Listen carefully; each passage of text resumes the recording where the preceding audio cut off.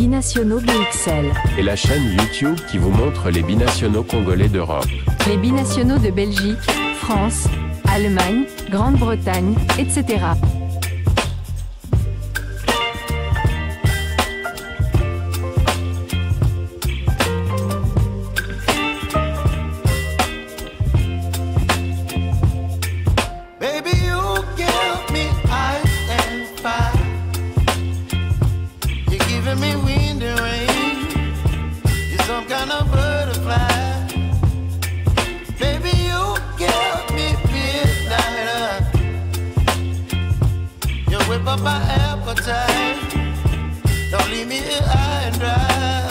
Sportif de l'année, les Léopards de la RDC affrontent l'Éthiopie le 19 novembre 2024 dans un match qui s'annonce palpitant au Stade des Martyrs. Achetez dès maintenant vos billets sur Illico Cash et soyez au cœur de l'action pour soutenir votre équipe nationale. Prix des billets pour tour et tribune latérale 5 000 francs congolais. Tribune centrale 20 000 francs congolais. Tribune d'honneur B 50 000 francs congolais. Tribune d'honneur A, 100 000 francs congolais. Les billets pour le match RDC-Éthiopie sont également disponibles dans toutes les maisons communales de la ville de Kinshasa via Illico Cash. Soutenez les Léopards et vivez chaque instant de cette rencontre de football à haut niveau. Illico Cash, le porte-monnaie du football congolais.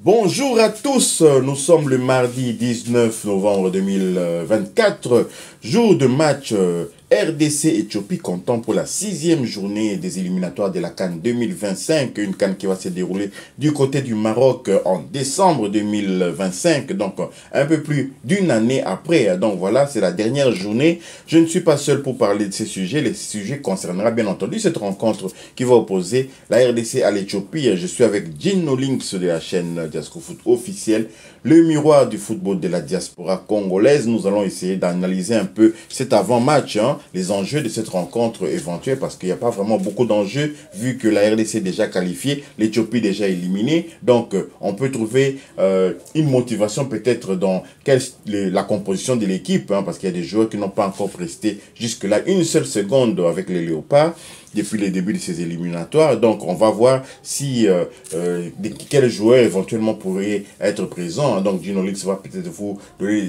des informations complémentaires concernant les joueurs que Sébastien Desabre a choisi pour cette rencontre. Éventuellement, les gardiens des buts, dans les postes de gardiens des buts, parce qu'on avait 3 gardiens. Berthaud tenait la corde et maintenant on a 2 autres gardiens. Quel gardien sera là? Éventuellement, dans les postes aussi des backs droits, il y a aussi peut-être Peter Kosso. Et puis en attaque, on va voir qui sera choisi par Sébastien Desabre. Mais vous avez déjà suivi quand même dans la livraison précédente où Sébastien Desabre justement annonçait déjà que l'attaquant, le cyborg congolais Fiston Mayele Kalala sera titulaire pour cette rencontre. Et donc on va essayer de voir un peu quel autre joueur pourrait évidemment figurer dans la composition de départ de cette rencontre. Donc voilà. Gino Lix, bonjour, merci d'être une fois de plus présent ici avec nous en notre compagnie dans cette chaîne Binationaux BXL. Alors, quels sont les compléments d'information que vous pouvez apporter à cet avant-match qui va opposer la RDC à l'Éthiopie? Tout à fait, donc le match est à 17 h, heure de Kinshasa, heure de la France, de la Belgique, tout ça. Donc c'est vrai que les enjeux, on peut dire officiellement, il n'y a pas d'enjeu, vu que la RDC est déjà qualifiée. L'enjeu, peut-être, c'est de terminer premier de notre poule. Donc, il nous faut au minimum 1 point face à l'Éthiopie. On doit prendre minimum 1 point pour être sûr de terminer premier. Mais de toute façon, je pense que déjà avant le début de la rencontre, on saura déjà le résultat de l'autre match qui va opposer à 14 h les Taifa Stars de la Tanzanie face au Sili national de la Guinée. Donc on saura déjà si on sera à cette heure-là deuxième du groupe ou bien on sera toujours premier. Voilà, donc les enjeux, c'est peut-être à ce niveau-là. Mais c'est vrai, comme l'a dit Sébastien Desabre hier, on a une certitude. À l'heure où je vous parle, on a une seule certitude, c'est que ça sera Fiston Mayele qui va débuter. Les 10 autres joueurs-là, Sébastien Desabre n'a pas donné de fuites d'informations, sauf qu'il nous a dit qu'il y a des joueurs qui vont fêter leur première sélection. Donc on peut quand même supposer. Et il y a aussi un grand nombre de joueurs dont Fiston Mayele justement, Oui, ont déjà reçu une carte jaune. Et s'ils reçoivent une carte jaune en fin d'après-midi, ils seront suspendus pour le premier match de la CAN. Vraiment, est-ce vraiment nécessaire de prendre autant de risques? Je ne pense pas que Sébastien de Sabre va le faire. Donc, à mon avis, hein, hormis peut-être Fiston Mayele, les autres joueurs qui pourraient être suspendus, qui ont déjà une carte jaune, il ne va peut-être pas les faire jouer. Peut-être Joris Kayembe, vu que Arthur Maswak aussi a une jaune.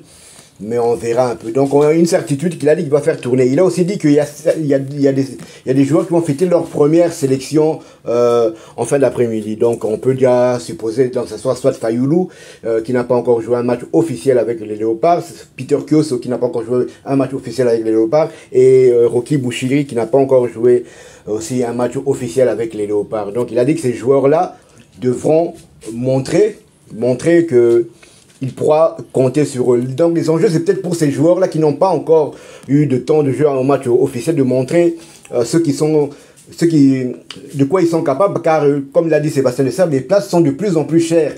Il y a des blessés qui vont revenir. Il a cité le nom de Gaël Kakuta, il a cité Yohan Wissa, il a cité Axel Twanzembe.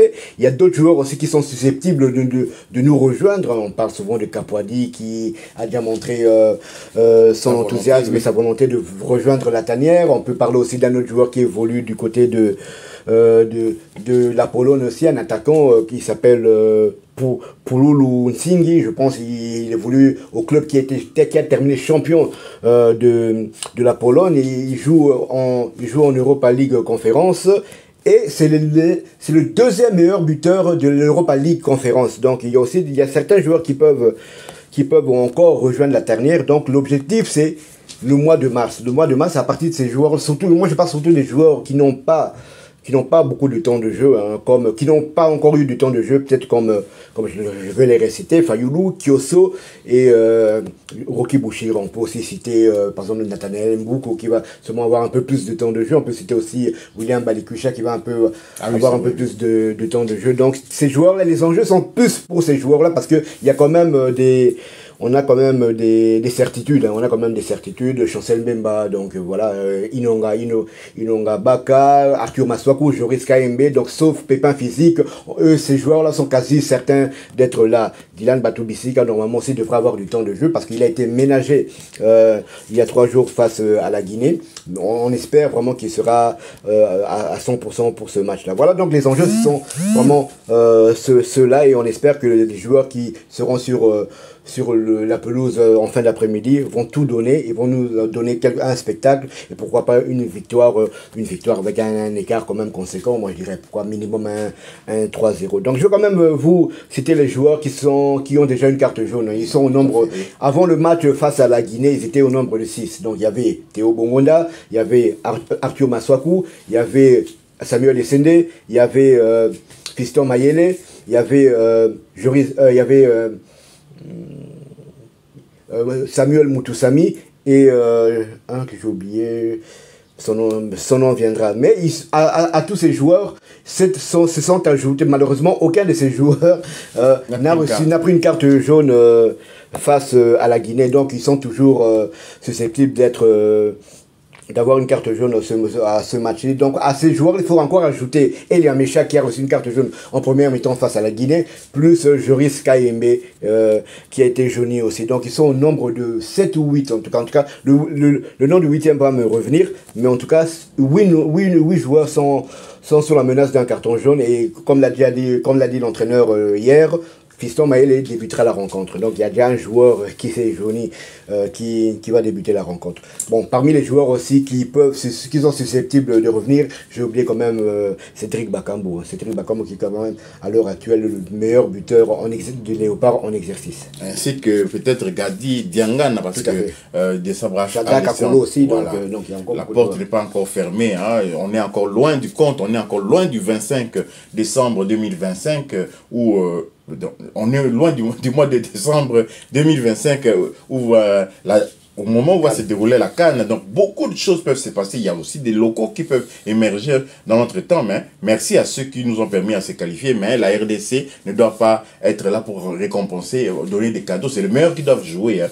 Et donc, vous avez parlé de ceux qui ont été jaunis. Hein. Certains, j'ai suivi quand même quelques réactions, certains disent que nos joueurs savaient bien qu'ils devaient prendre la jaune pour ne pas être suspendus lors du premier match de la CAN, mais ils veulent tellement jouer tous les matchs. Mais ceux qui ont suivi cette rencontre contre la Guinée, ils ont vu quand même que les matchs étaient tellement serrés que on ne pouvait pas se permettre comme ça de prendre une jaune et puis risquer peut-être une rouge juste après. Donc c'est à cause des enjeux. Si par exemple on menait 4-0 contre la Guinée, là on peut s'amuser à tirer les maillots. J'ai vu Guendouzi le faire contre l'Italie. Hein, on voyait moi qui cherchait, il demandait à l'arbitre, donne-moi la jaune. Ça c'est parce que il voit que les choses sont, on mène 3-1 et puis on est déjà qualifié et tout. Le gardien de l'Égypte pour gagner du temps avant un dégagement aussi, donc on suppose aussi que c'était pour recevoir une jaune pour ne pas jouer le dernier match cet après-midi aussi. Voilà, pour terminer, hein, il faut savoir, ceux qui ont analysé toutes les rencontres de l'Éthiopie, parce que là maintenant je parle de l'Éthiopie,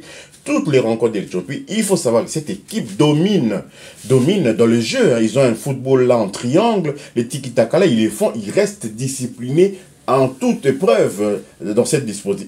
Jamais ils ne paniquent pas. Même s'ils prennent des buts comme ça, ils continuent à jouer leur jeu là en triangle comme ça. Donc à faire courir les ballons. Ne soyez pas étonnés de voir la RDC peut-être être dominée à domicile. Parce que les Éthiopiens ont cette maîtrise là du jeu, mais maintenant il leur manque peut-être un avant-centre qui puisse prendre la profondeur ou bien des choses de ce genre, mais ils restent toujours, que ce soit en défense, au milieu ou bien en attaque, ils cherchent chaque fois leur triangle. Là, peut-être que c'est un adepte de Guardiola qui est entraîneur de cette formation, mais voilà, ne soyez pas surpris si la RDC a du mal, mais la Guinée avait bien compris comment prendre cette équipe. Hein. Cette équipe, lorsqu'elle joue haut, elle laisse des boulevards, et nos boulevards, peut-être, c'est sur ça que Sébastien Desabre compte pour que Fiston Mayele, qui est un joueur aussi de profondeur, qui aime bien partir aussi de loin, puisse vraiment tirer son épingle du jeu. J'espère qu'on va vite décanter la situation dans les mêmes premiers quarts d'heure, déjà se mettre déjà sur du vélo, afin peut-être de faire tourner, hein, faire entrer les joueurs que vous avez cités là, qui n'ont pas encore honoré leur première sélection. Donc voilà, bonne chance à la RDC. Je ne sais pas, Dino, peut-être tu veux ajouter quelque chose. Hein. Voilà, nous sommes arrivés à la fin de ces sujets, de cet avant-match, hein, qui va peut-être nous permettre de terminer en beauté. Les prix des billets ont été révisés, hein, un peu à la baisse, juste pour le pourtour, parce que le bas peuple quand même a du mal à sortir 10 000 comme ça. 10 000 francs congolais, c'est quand même un peu beaucoup, hein, pour juste un match de football qui, en plus de ça, se passe à la télé. Hein, ils peuvent regarder ça dans une terrasse et tout. Mais avec cette volonté de vouloir soutenir le peuple, Fiston Mayele va jouer devant son ancien public de Vita Club. Ça pourrait jouer aussi un rôle. Hein. Bon, on va voir maintenant ce que cela va donner sur le terrain. Si vous avez aimé ce sujet, merci de liker, merci également de commenter et de partager cette vidéo. Abonnez-vous à Binationaux BXL et activez tout juste après la petite cloche de notification qui vous permettra de ne pas manquer la prochaine vidéo que nous allons mettre en ligne. Hein, parce qu'après cela, il y aura aussi l'après-match et puis aussi nous avons nos U20. On va encore parler, on va faire des portraits encore sur cette chaîne. Hein. Il ne faut pas croire que tout va s'arrêter après cette rencontre et puis nous allons revenir en 2025 au mois de décembre. Non, il y aura des compétitions qui vont concerner aussi des binationaux, même au niveau du CHAN, parce qu'on a Mboko, par exemple, hein, Ayrton Mboko de Vita Club, s'il est repris dans la liste définitive, c'est un binational, on va en parler. Donc voilà, nous sommes arrivés à la fin. Binationaux BXL vous dit au revoir. Binationaux BXL. Et la chaîne YouTube qui vous montre les binationaux congolais d'Europe. Les binationaux de Belgique, France, Allemagne, Grande-Bretagne, etc.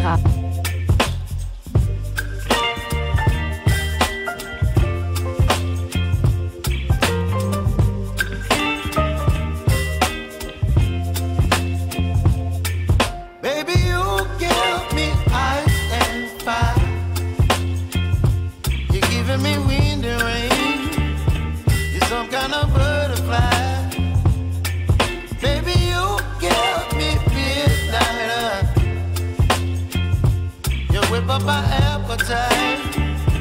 Don't leave me here high and dry.